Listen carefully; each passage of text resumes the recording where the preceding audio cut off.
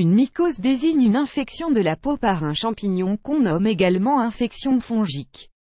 Cette infection peut affecter plusieurs parties du corps sans aucune gravité pour la santé et touche un bon nombre de personnes, de tout âge.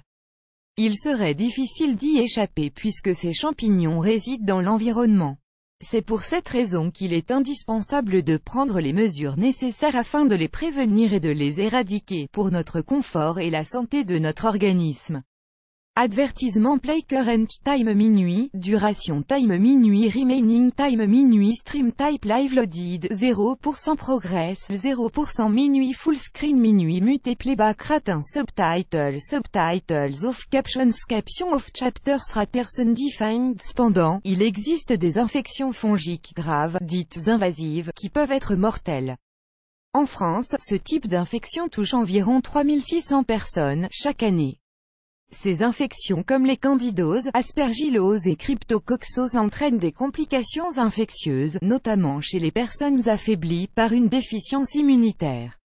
Ainsi, selon le bulletin épidémiologique hebdomadaire, le taux de mortalité lié à ces infections peut atteindre 20% en cas d'absence de traitement. Les différents types de mycoses et leurs symptômes. Il existe différents types de mycoses qui peuvent éventuellement être inoffensifs.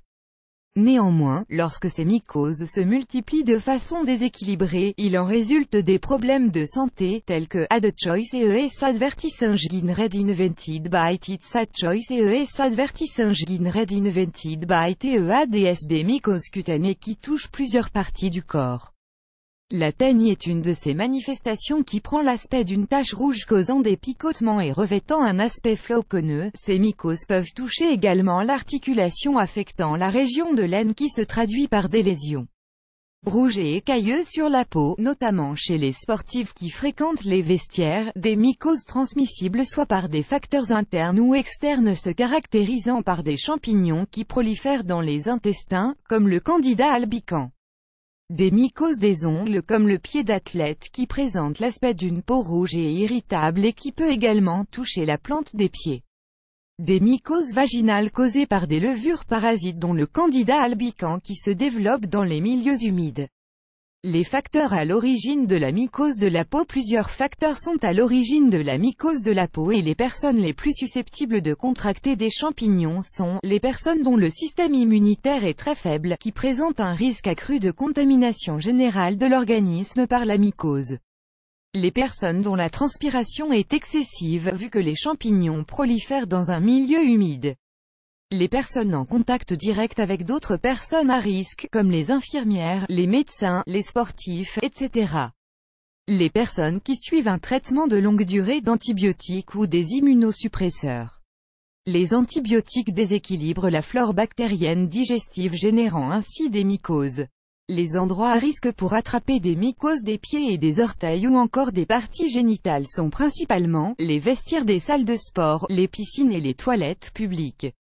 Traitement et prévention. Afin d'éviter tout risque d'infection par une mycose, il est conseillé d'éviter les matières synthétiques qui constituent le parfait nid des champignons et privilégier plutôt les vêtements en coton ou en lin.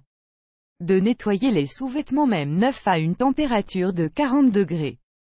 De garder une bonne hygiène corporelle surtout au niveau des orteils, des aisselles et au niveau de la poitrine en veillant à bien sécher ces zones une fois lavées. De consommer des probiotiques qui sont de bonnes bactéries permettant de rééquilibrer la flore digestive et vaginale.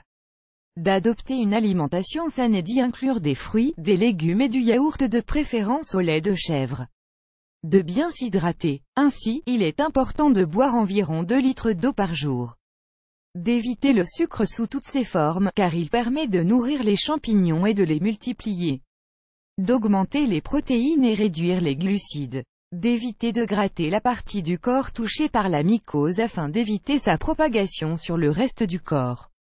De garder la peau sèche et propre en utilisant des serviettes douces et propres. D'éviter de partager des vêtements intimes avec une autre personne, comme les affaires de toilette, les gants, les serviettes, etc. En effet, il suffit que cette personne soit infectée par une mycose pour qu'elle soit contagieuse.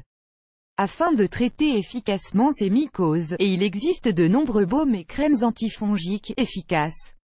Cependant, il y a des remèdes naturels tout aussi efficaces.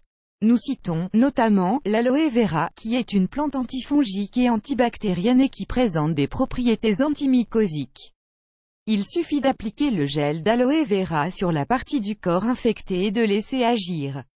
Ne pas hésiter à répéter l'opération plusieurs fois, de préférence le soir, pour plus d'efficacité. Add choice ES advertising red invented by TEAD choice ES advertising red invented by TEADS. Cependant, si vous souffrez de diabète ou d'une déficience immunitaire, il serait souhaitable et indispensable de consulter un spécialiste au lieu de faire de l'automédication. Plus grand que